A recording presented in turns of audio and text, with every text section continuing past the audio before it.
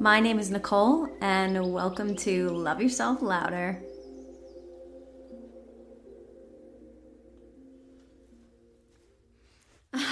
Gosh, I am so wildly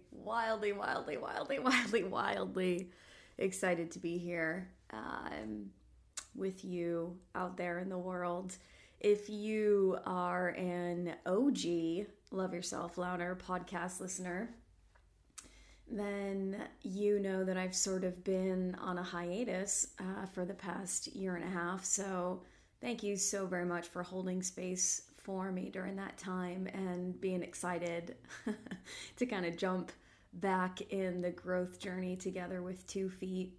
If you are a brand new listener to the LYL podcast, then you are meeting me on the road after sort of a hermit season, a very much needed hermit season for integration, my own personal reclamation. And so it feels just incredibly aligned for this podcast and the content of this podcast to be the place that we meet on the path. So welcome or welcome back. This is a co-created container, meaning that I'm sort of here sharing a little bit of my journey, my story, my process, from a really just grounded and humble place of recognizing that evolution is endless, and I am always learning, and I am always learning so very much from the beautiful souls in my life, in the everyday, and the beautiful souls in my life from a distance who are helping me to co-create this space. So if we had had an opportunity to chat on social media or in passing at events, maybe through submitting some cues on the form for the podcast, just know that I read every single one. Your journey moves me, and I'll get a little emotional just talking about it. It is a gift. It is a gift to walk with you, and it is a gift to be a witness to your expansion. So thank you for all that you are bringing to this co-created container. What are we talking about today, right? What we're talking about today. Let me grab some water. Give me 1 second. Best way to start the day, cup of tea. We are talking today about 5 radical reclamations that I was able to make through Archetypal Embodiment.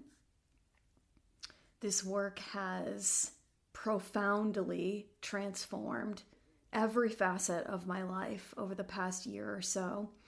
Archetypal Embodiment. It has brought me home to my body and my voice and my inner knowing in ways that I never, ever could have anticipated. And it has shifted to create positive change in my life in so many places that I had stayed small out of fear or couldn't move my feet out of fear. And so I feel so excited. Just there's this like pouring out of like joy and bliss to be able to share this particular topic with you because of how much transformation it has created for me. So radical reclamations through archetypal embodiment work. It feels most aligned, maybe to take a few minutes just to chat about what the heck archetypal embodiment work actually means at all, right? If you had said that particular term to me a year ago, I would have had absolutely no idea what you're talking about. So if that's the place that you find yourself in at this moment in time, know that that is perfect. You don't need to know anything about how to do this work in order to do this work. Because what I discovered along the way is that this work is truly a remembering, and the knowing lives inside of our bodies. And when we can give ourselves permission to trust and express this body wisdom, archetypal embodiment comes very, very, very naturally. There's no need to force or push, or for it to look like how anybody else's archetypal embodiment looks. And what a gift that is for you to just be perfectly and uniquely you in the way that you do this work. So let's talk about archetypes and then also embodiment. So archetypes meaning parts of self. Archetypes, if we look at it through sort of the lens of Carl Jung, who was very influential in the field of archetypes and parts work, it is to say that we as wholly integrated beings are made up of many, many, many, many different parts of ourself. Some of them are conscious, meaning we are aware of them, we express them out into the world with intention, and some of those parts are subconscious, meaning they live in our subconscious mind. They drive a lot of our behaviors, beliefs, decision-making patterns, but we maybe aren't entirely aware of them. So we're talking about parts that live in the seen, parts of ourself that live in the seen, and parts of ourself that live in the unseen. So that's a little bit about the archetype aspect of archetypal embodiment work. Now, embodiment. Embodiment means, for me anyway, embodiment means how do I ground it in? How do I ground it into my everyday life and express it out into the world? I want to be embodied in the way that I live, fully integrated with all of my archetypes as much as I can be. There will always be parts of us that are hidden. There will always be aspects of us that we are learning to meet more deeply on the path. But embodiment for me is, how do I make every moment of my life feel alive and aligned, and that I am living with intention? So in an archetypal embodiment practice meaning we're creating sort of a sacred space in order to be intentional with this work. And sometimes for me, that's 5 minutes in the morning. Sometimes for me, it's a random moment in the day when I need to call up a very particular part of myself in order to meet the moment. And sometimes for me, it's an hour or a few hours of really journeying deep into the depths of myself or into the heights of myself. And that's what an archetypal embodiment practice is. There are a couple of different modalities that we can use in archetypal embodiment practices. What I mean by that is really leaning into and utilizing our breath. Breath is such a powerful modality for integration. So breath, movement, how our body wants to move, how our arms, our hands, our hips, our legs, our toes, our neck, our ears, our everything, all especially for feminine energy. Movement, how our body wants to move to express these parts of self, how our body wants to move to allow these feelings, these emotions to move through us. Whenever I talk about emotions, I always talk about it in the way of emotions, meaning feelings in motion. So when we're doing archetypal embodiment work and giving ourselves real permission to just let it be weird and move our body in whatever way feels perfectly aligned in that moment. So we've got breath, we've got movement.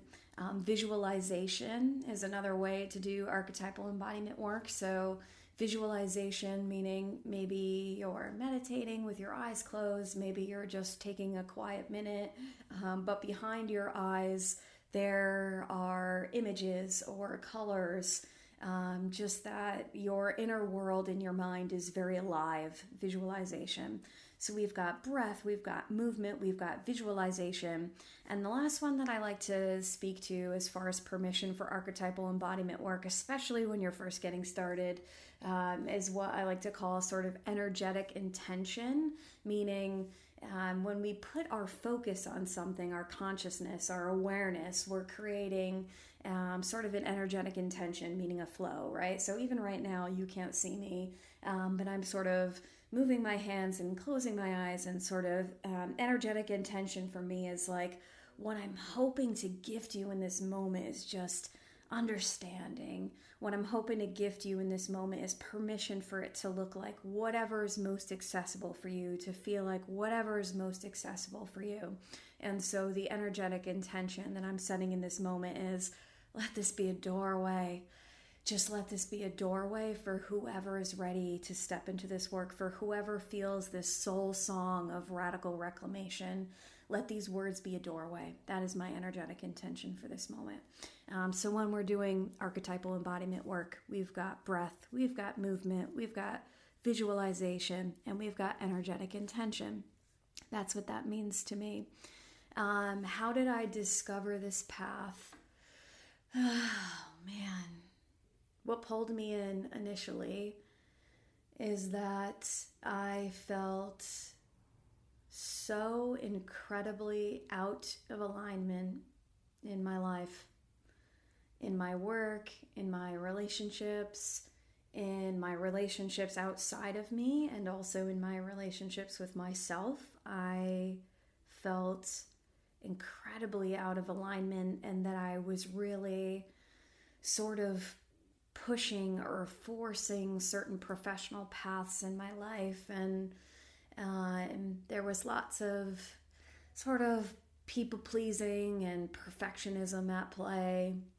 Anxiety was very high for me at that time in my life, and it really showed up in my body through inflammation, like just clenching my teeth, bad posture, so many things. My body really hanging on to lots of weight. I was the heaviest I had ever been in my life at that time.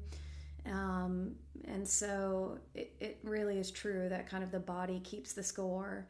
And it became evident to me that I was pretty out of alignment. And so that's what I felt I was seeking more of a feeling of being grounded in my everyday life, a feeling of living intentionally, slowly, more effortlessly, less forcefully. My masculine was pretty overexpressed at that time. Through this work, I've really been able to find balance and integration to honor both my divine masculine and my divine feminine. I believe all of us carry parts of both of those aspects in ourselves, and that to truly move through the world in a whole and fully integrated way, that we have to give ourselves permission to have access to both. But at that time in my life, I was really, really leaning into parts of myself that were more masculine, especially professionally. So what I was seeking initially was to find a way to bring more of my natural gifts to the table in my work. What I was seeking at that time was to feel more true to myself and my relationships. What I was seeking at that time was to feel more empowered in my voice, that I didn't need to sound like anyone else, that I had permission to just be my wacky, weird, sort of jubilant. I have a very playful personality. I'm sometimes a little bit too much, and I love that about myself now. But there was a time when I put a lot of energy into shrinking my muchness so that it wouldn't offend or perhaps make me unlikable or unworthy in a particular place. So that's really what called me to the path of archetypal embodiment work. I think what surprised me most when I started embodying the archetypes instead of just reading about them or reading about how to live a more intentional life, when I actually started embodying this work, what surprised me most is how effortless it is.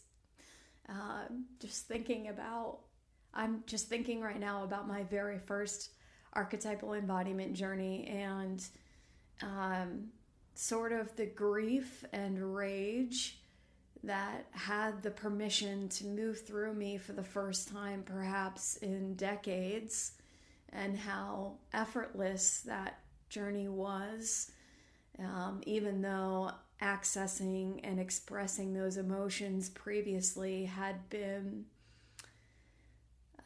there was such a block there for me.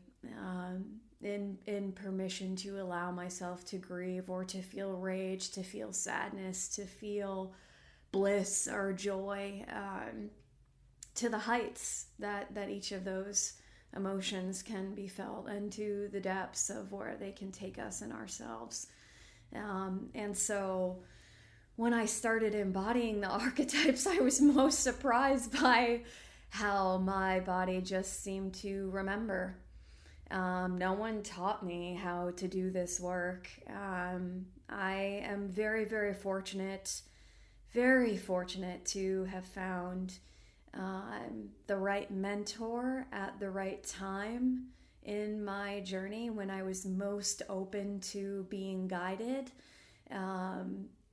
She has been such a gift to my life, and so most of my archetypal embodiment work has been guided by a mentor of mine who I'll introduce you to a little bit later on in this conversation, perhaps, if it feels aligned.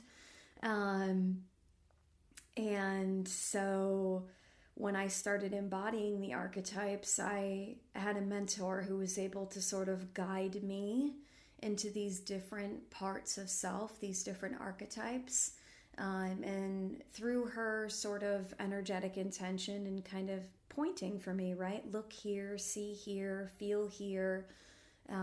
My body and my heart and all of my wisdom centers were able to remember. And that's what surprised me most about embodying the archetypes, is that no one needs to teach you this work. You just have the opportunity to give yourself permission to express it in whichever one of these modalities feels most accessible for you in this moment in time. And also for you to give yourself permission for your practices to change.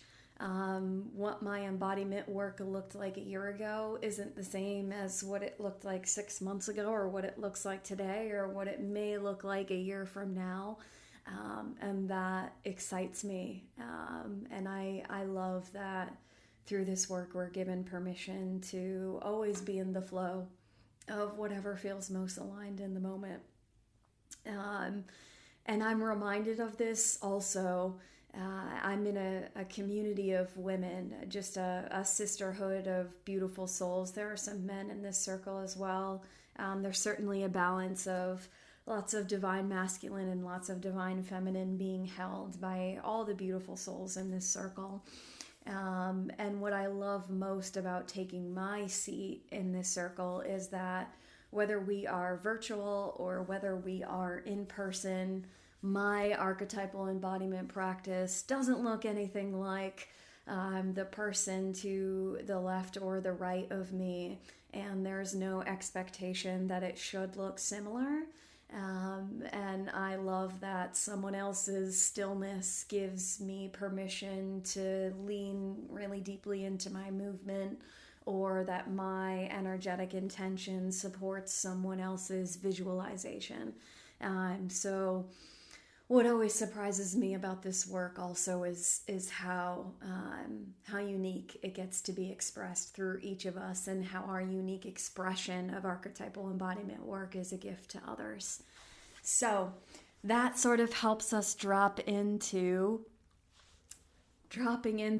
the conversation today about what these 5 radical reclamations have been like for me over this past year and a half or so. And so I'm going to dip into those now. 5 radical reclamations that I'm so friggin' pumped to share with you. Because if even one of these is an area that you're hoping to pour a little bit more self-love and growth opportunity into, just let it be a soul song and let your heart be open. And I hope a little bit of my journey can be a gift to you. The very first one that's coming to my mind here, my mind and my heart and my throat, surprisingly, is reclaiming my voice.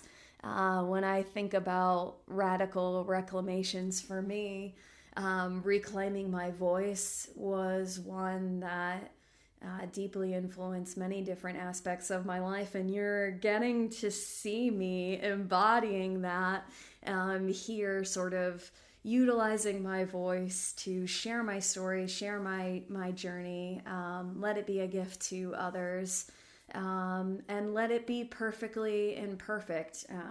I don't have a script for this conversation today. I'm just hanging out in my sunroom, drinking tea, kind of riffing it off with you from the heart. And so a lot of reclaiming my voice has been about where I felt silenced, or where I silenced myself, where I was shrinking, and the way that the truth of my voice felt trapped inside of my body. I first noticed that my voice was being silenced, I think, mostly in my relationships. So with friends, with family, with professional relationships, I noticed that I would shrink my voice for fear of being rejected. What if I disagreed and that led them to lead my life? What if I shared a truth or a belief that they did not also hold? Would that put me on the outside? Would that create separation in our relationship? And so through this shrinking and silencing, I really felt an abandonment of my own voice that was so devastating. Because the truth is, if we cannot express what is radically true in our hearts to the people in our lives, then we cannot show up as our full self, in our wholeness. They can't see us, they can't meet us, and therefore we cannot feel fully connected to them, and they cannot feel fully connected to us. And so what changed through embodiment work that allowed me to return my voice, this may sound silly, but first and foremost, it was just really allowing some sort of rage and grief to move through me in the way that I had shrunk my own voice. So some of the archetypal embodiment work in the beginning was really just like, giving myself permission to be super weird in my practice, and just being down on my knees and just screaming, raging, crying, letting my voice to be expressed through all of my body and just rise through me and up and out of me. Let it be unleashed, let it be uncaged, let it be wobbly and weird and perfectly imperfect. And it was beautiful how many times that practice transitioned into tears of joy and self-acceptance and just a real deep self-love for the way that my voice moves through me and is a gift to myself and the world around me. I have always particularly felt called to being a storyteller. In a way, I can remember, this is one of my earliest memories, being really small, maybe 6 or 7 at the time, and spending just a lot of time like a little wild woman in the woods, just sort of pretending like I could talk to the animals and using my imagination to create these like fantastical worlds and these stories and these journeys. And I've always been an imaginative woman, and I have always felt in awe and wonder of the world around me, the physical world around me, and the people in the world around me. And writing and storytelling is a way for me to sort of share the way that I uniquely see and move through the world. So reclaiming my voice through this work has helped me to return to that almost childlike part of myself where there's so much curiosity and wonder, and I get to let my voice be a vehicle for that expression. A moment when I reclaimed my voice that changed everything. I remember it distinctly, profoundly. You can't see me, but even as I'm sitting here, like my posture changes when I remember this moment, when I really reclaimed my voice. I'm sitting now like really rooted in my seat and like shoulders back, and it's like this power pose. It's just funny that just my body kind of naturally remembers what that felt like to reclaim my voice. But I remember that moment through this embodiment work, when I stopped shrinking and reclaimed my voice. And it was this sacred no that rattled through me and out into the world like a shockwave in the way of never again. This is not for me. I cannot accept this any longer. And the radical reclamation of my voice that changed everything came through the most sacred no, expressed through the part of myself and an archetype in myself that is sort of warrior, feminine warrior for truth. And I love the shit out of her. She shows up with her just blades of truth to hold the line at the crossroads of hell to the no whenever I need her. And I remember that moment really, really distinctly, powerfully. And it is a guiding force for me. And when I feel a need to render a good old sacred no, I can always hold true and know that the feminine warrior in me, she's gonna come out with truth that serves, with truth that is fierce grace, with truth that is intended to be mutually beneficial, truth that moves through my voice, that does not seek to wound, truth that seeks to protect what is true for both of us, or what is true in the moment, in the container, in the situation. So always my feminine warrior is of justice and balance and truth that serves. Let it serve from a place of just heart. So that's a little bit about reclaiming my voice. What's the next one that feels like it wants to come through? Let me grab something to drink here and I'll kind of sink into this next one and give my reclaimed voice a break.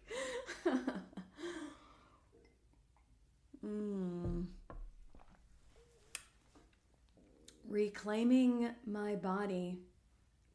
Reclaiming my body as sacred. That is the next radical reclamation that I feel called to speak to. Reclaiming my body as sacred. My relationship to my body before this work,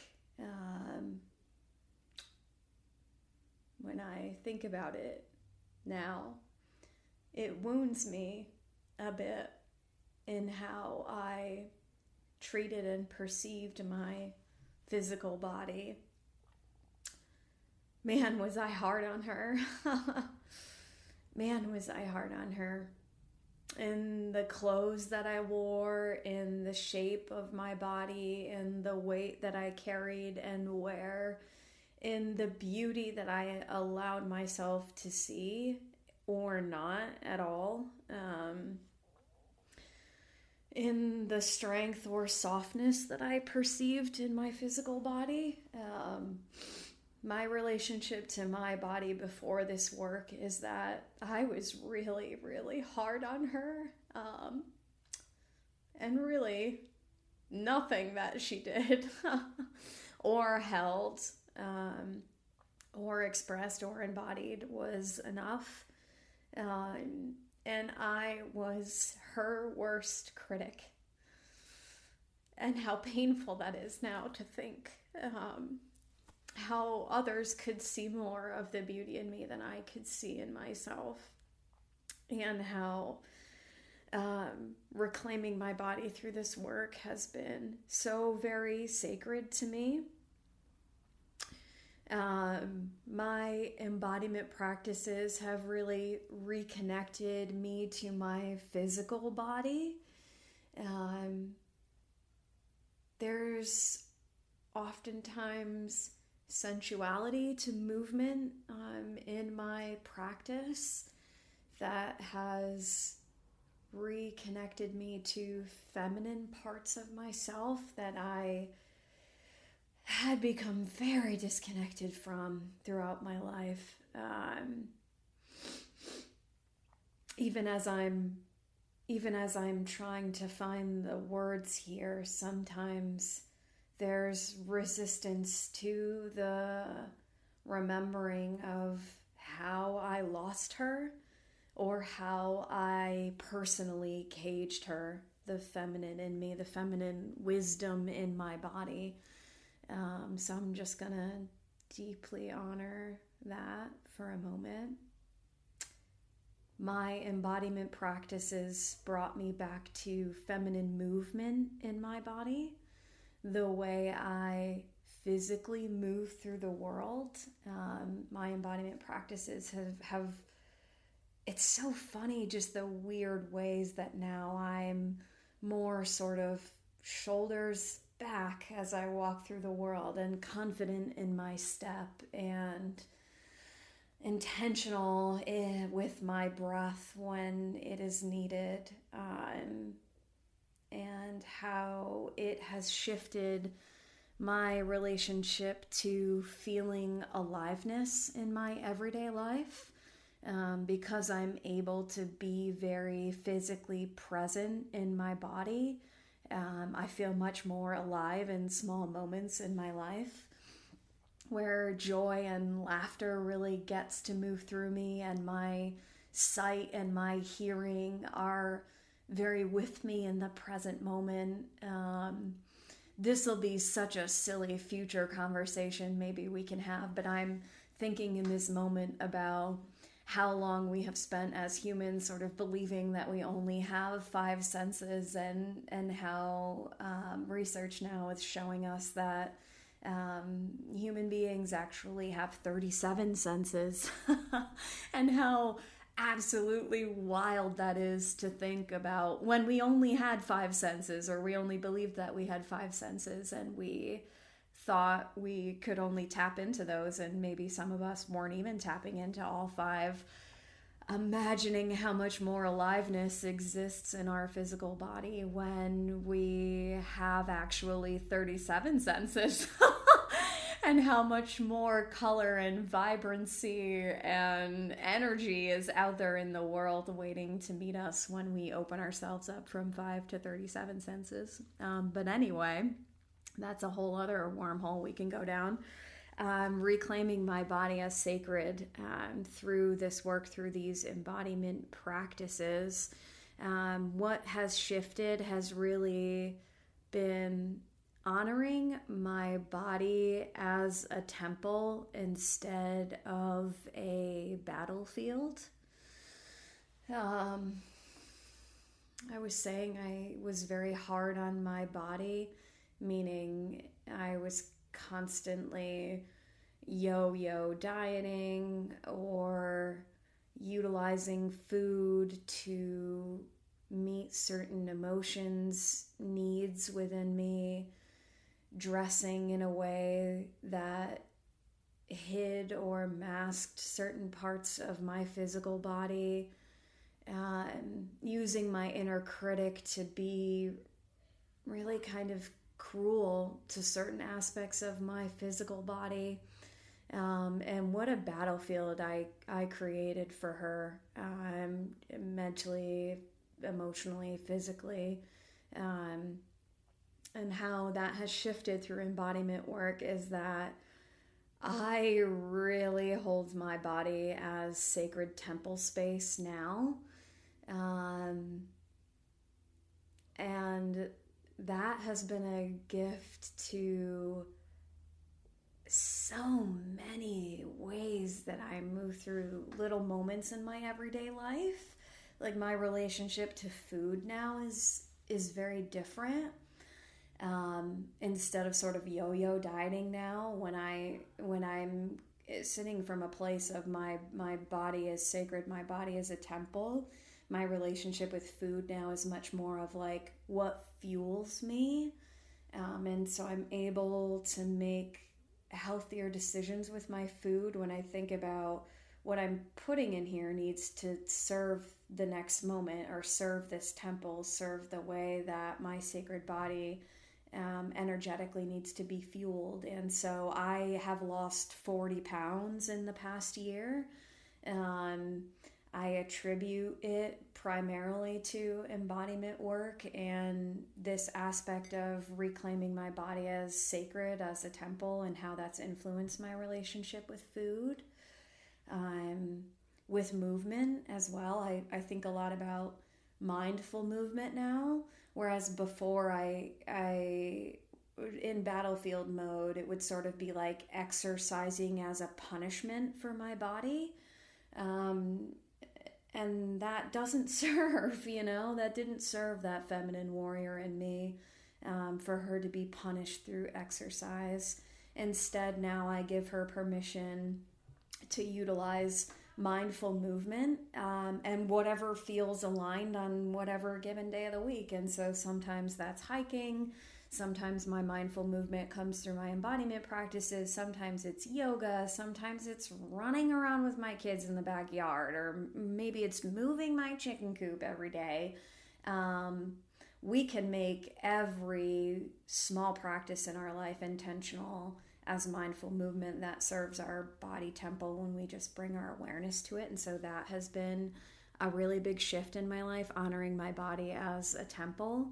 And that also comes into the way of how I move through relationships now, which is to say, if I'm going to be energetically or physically connected with someone, I deeply believe that my body is a temple, and I have poured a whole lot of energy and effort and motivation and intention into preserving this inner landscape, this inner space for myself as sacred. And so in my connections with others, I'm often thinking, does this connection serve honoring my body as a temple. And if that sacred no comes rattling on through me, then I have the gift of releasing them back out into the world. And that could be through my friendships or through my romantic relationships, through my professional relationships, really honoring my body as a temple and staying in alignment with when I'm close to someone. Does the energy in their body temple serve the energy in my body temple? And you can feel that, right? We always say, like, energy never lies. And that's like some silly thing. But it's true, when you're close to someone who energizes you or inspires you, you can feel it in your body. And it becomes a co-created space, like our breath synchronizes and our hearts synchronize, and it can be energy that really increases our frequency. And on the flip side of that, if we're sharing space with someone who we feel knots in our stomach or tension in our shoulders, or there's just something that doesn't feel quite in alignment, it can really drain us and reduce our frequency. And so when I think about honoring my body, reclaiming my body as sacred, as a temple, that's one of the ways that it has impacted my relationships. That is sort of a really beautiful doorway, I think, into the next one. So if we're bringing reclamation of my body as sacred to a close and talking about sharing physical space with another being and how that influences relationships, I think that weaves us beautifully into the next one that wants to come through, which is reclaiming my boundaries and my needs. And you can perhaps feel into how reclaiming your body and your temple, how that impacts your relationships, can then sort of have some overlap with your boundaries and your needs. There were times in the past when I was really overriding or entirely abandoning my needs in relationships. Maybe the term overgiving would resonate with you, but there was a part of myself as a giver, as a healer, that I love, that I deeply cherish, and she has such beautiful heart to be in service to others, that giver, that healer. But before I started doing this embodiment work and knowing how to have sacred boundaries and meet my own needs, I was really self-abandoning to overgive. And that kind of self-abandonment is almost the worst kind of betrayal, I think, when our needs become so forgotten that we are not refilling ourselves. The pain in that is deep. There are certain archetypes that helped me say no. There are certain archetypes that helped me say no more. I cannot do this. They helped me kind of rip off a mask. What comes to mind is Medusa, mask remover. What comes to mind is Kali, ego slayer. Those are a few of the archetypes that I think of right now that really helped me say no. And then there are also some archetypes that I worked with that helped me find enough, meaning I am so much more than enough. In my wholeness, Parvati is one who's really coming to mind right now. Enoughness, Vesta, keeper of our inner sacred flame. She's an archetype who really helped me unlock in me, you are so much more than enough, woman. just in your beingness, just in your wholeness, you are so much more than enough. And you don't need to overgive. You don't need to abandon self in order to be worthy. These archetypes really helped my outer life to start reflecting some of these inner boundaries, because I was able to preserve that sacred no, that sacred yes, and honor that enoughness, that worthiness, that self-love, self-acceptance in my outer life through these inner boundaries, and how embodiment of the archetypes really gave me a pathway to express these boundaries through me, these inner boundaries. You've heard me talk a little bit about my inner warrior, and I feel her here wanting a seat at the table. You can't see me, but I'll give you some context. So just I can feel when she's coming online, because she's that little bit of like spicy spark in me. My shoulders will get going. I'm like, oh, I gotta stretch it out. I gotta take up some more space. My hips want to roll a little bit. She's like, oh, okay, let me roll my neck. Let me take my seat at the table. The fourth radical reclamation that I want to speak to right now is really reclaiming my inner warrior, my fire, my sacred flame, my feminine warrior. I talked a little bit about already, I think, some of how rage and grief kind of were able to move through me in this process.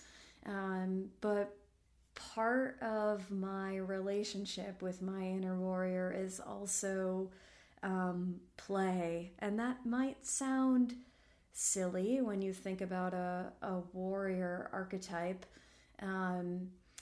But my inner warrior, she holds the line for me in preserving and protecting a life that is alive, aligned, fully embodied, expressed.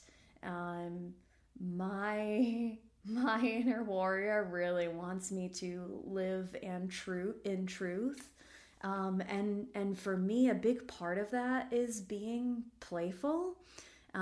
That's a part of my personality. It's a big part of who I am. If you've had the opportunity to share space with me in person, you'll perhaps know that I just let laughter move me. I'm one of those throw your head back and just cackle kind of gals. And I love that about myself. For some people, it's too loud or too much, and that's okay. They can create some space for themselves from me if that is needed. But my inner warrior really gives me permission. She helps me protect my permission to be in a constant state of being at play in my life and finding joy and playfulness in small moments in my life. She helps me see a buzzing bee on a flower or a leaf trickling down from the trees in a really magical way. She helps me be witness to my children expressing themselves in their wholeness. She helps me to feel my toes in the grass or my fingers in a stream. Reclaiming my warrior, my fire, has really helped me to channel the energy of purpose into my life, living a purposeful life and not having purpose be outside of myself. I think a lot of times we can fall into the trap of our purpose in life being some kind of job description on LinkedIn, right? Or, sweet little bullet points on our resume. But archetypal work has helped me to transmute the energy of living a life on purpose every day in the little routines and the little moments. Just saying that makes me sort of think about my morning. It's a beautiful Sunday. Sundays are my favorite, slow Sundays. And my process leading up to being able to even have this conversation with you. I did some of my own embodiment work this morning, which included some time in nature, some movement practices, listening to music, doing a little bit of a tarot practice for some self-reflection, doing some journaling. All of that being a way that I led my life on purpose this morning so that I could be a channel for truth and fierce grace when I'm harnessing my voice to speak with you today and co-create this container with you today. And so that is sort of how my inner fire has turned sacred in my life, is that everything gets to be a ritual. Everything gets to be a ritual. The way I make toast gets to be a ritual. The way I drive to work gets to be a ritual. The way I tuck myself into bed at night or take a bath or put my makeup on. Our whole lives get to be dripping with sacred, and they get to be on purpose. And what a friggin' gift that is. From our inner sacred flame, and how my warrior has protected that for me. Okay, let me let that spicy little chickadee slide on over into the back seat right now as I'm feeling into sort of the last thread I want to weave here in these 5 radical reclamations of self through archetypal embodiment work. The last one that I feel coming through very strongly is reclaiming my sovereignty in my healing.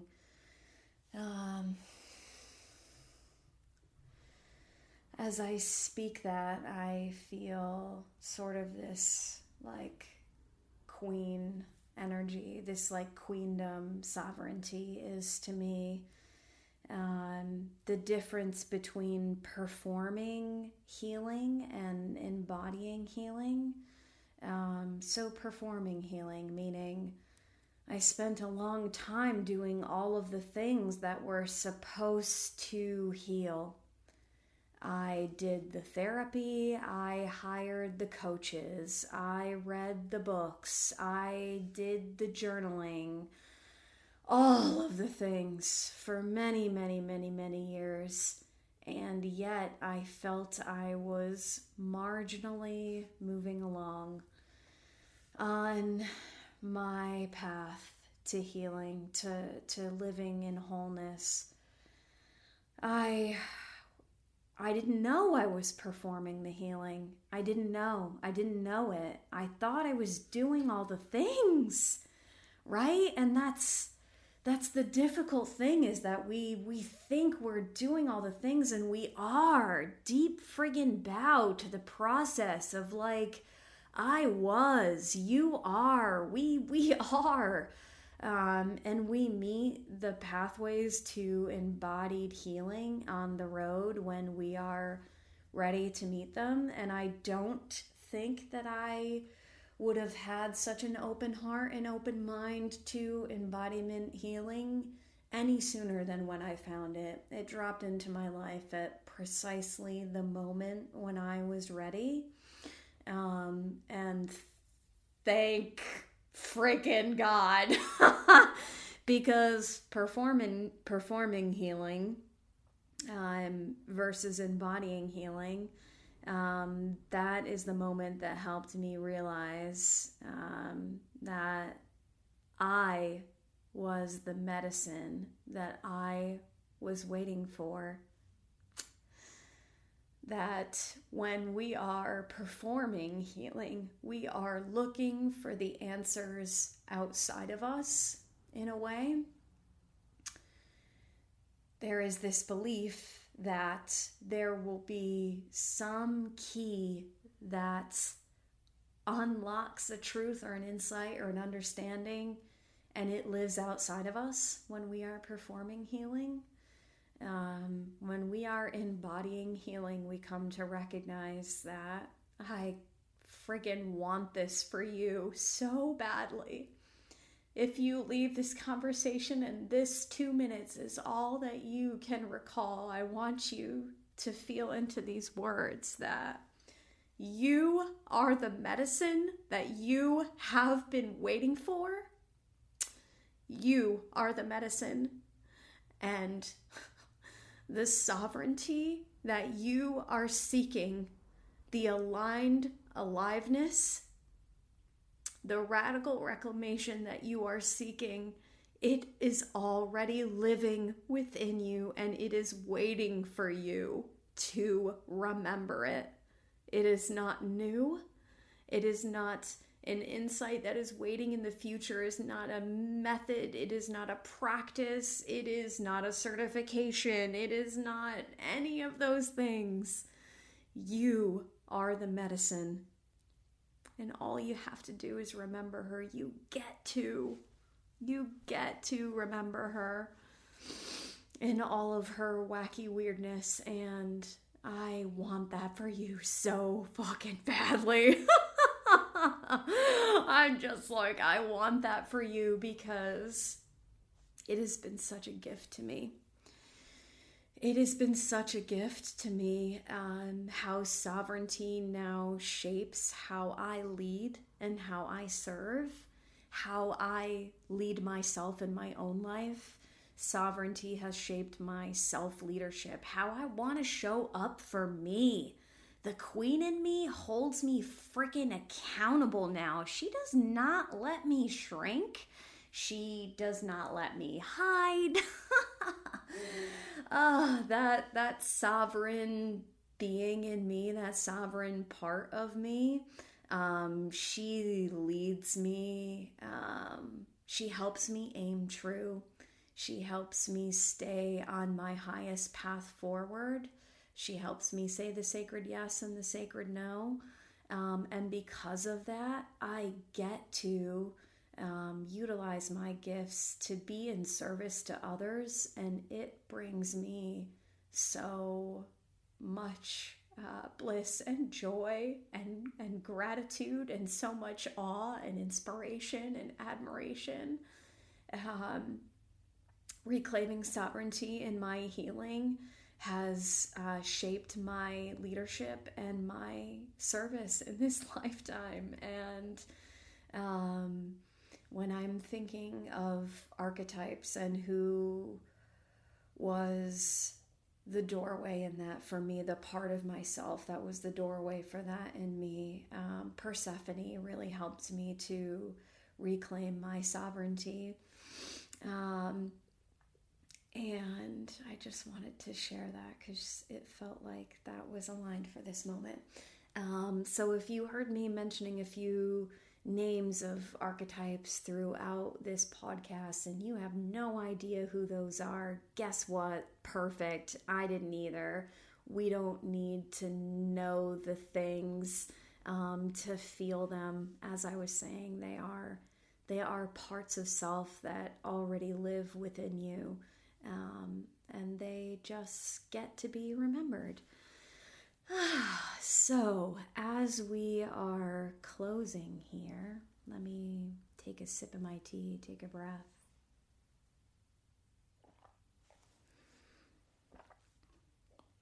Who do I believe that this work is for? I believe that this work is for... Oh man, ooh, here comes Warrior. Hello. I believe that this work is for a woman who knows that she has more to give, a woman that knows that she has more to be expressed through her. I believe that oh my goodness, geez Louise, this wants to be heard. I believe that this work is for women who know that they are not leading the life at this moment in time that is as alive as they have the capacity to be. I believe that it might unlock for her archetypal embodiment, that it may unlock for her a fullness of expression in every asset of her life that at this moment in time she maybe believes is out of reach. And so this work is for anyone who has felt too small or too much, too silent, who has felt out of alignment, who feels maybe lost and searching outside of themselves for the next best step forward. And I feel that an archetype that really helps us to rip off some of those masks is Medusa. She was a really aligned initiation for me to taking off the masks that I wore to be what I believed other people needed or wanted me to be so that I could stay in their lives or stay in that job or stay in that state of beingness so that I could be accepted. Working with Medusa really helped me to practice a great shedding in my life, a great shedding of the masks, and how that could be. I'm thinking right now of Medusa and the way that she turns poison into medicine, the way that she is a healer, and how that great shedding of the masks became such a portal, a doorway for me of standing more in my truth and not giving a shit what anybody else thought about it. When we get to take off our masks and we get to just be who the fuck we are, and we no longer have to care about whether that version of us is enough for somebody else or whether we have permission from anyone else to be that version of ourselves, that when we get to sit in our own truth and it's enough for us, and how fucking radically yes that feels, that it gets to be easeful for us to embody our wholeness. That's what feels aligned for me to share with you. And if you were to be curious about journeying with the archetypes, I feel that Medusa may be a doorway for you to take off a mask if you feel you've been wearing a mask or many masks, and this is stirring a little bit of something in you, or you're feeling a little bit of curiosity, or like there's this energy in your body right now that's like, fuck yes, Nicole, like I want to rip the masks off. I want to reclaim my voice. I want to reclaim my sovereignty. I want to reclaim my inner sacred flame, my boundaries, my needs. I want my freaking body to be sacred, to be a temple. Then please let this be just the most gentle invitation of exploration into archetypal embodiment. I'll drop you some doorways in the show notes and you can check that out there. If you feel stirred by this conversation, please follow the call in your body. Trust your body wisdom. If this conversation has gifted you in any way or opened something up in you, please follow the call in your body. And if not, deep friggin' bow to that, sister. You can chuck this whole thing in the fuck it bucket, and I will just thank you for sharing whatever amount of time we have been hanging out here. I'm gonna look really quick. Holy cow, 1 whole hour. A deep bow to your 60 minutes of co-creating this space with me. Thank you, thank you, thank you. I'd love to hear. I'd love to hear from any of you who feel stirred to share. If you have been moved by this co-created space, or there's a particular archetype that you have some curiosity around, gosh, please, please, please, please reach out. Shoot me a DM, either on socials or here. I'm just thinking how I can create a pathway for you. Yeah, pop into the show notes, ask questions, shoot me a DM, or follow the call in your body and start your own archetypal embodiment practice today, perhaps with Medusa, and begin your own great unshedding, your own unmasking. Gosh, I have never felt more sovereign or more clear or more creatively alive than after this little initiation with you. Thank you so fucking much. Thank you so fucking much for, sorry, I'm just gonna, again, I'm not sorry, not sorry.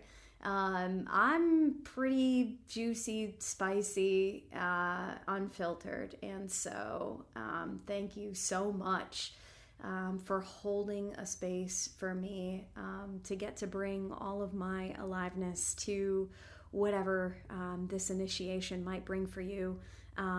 So if you're curious, the path is waiting, and I cannot freaking wait to meet you there. Deep bow, just so much love and reverence to you on your own path, on your own journey. And thank you so much for giving me the opportunity to be a sacred witness. Thank you, thank you, thank you.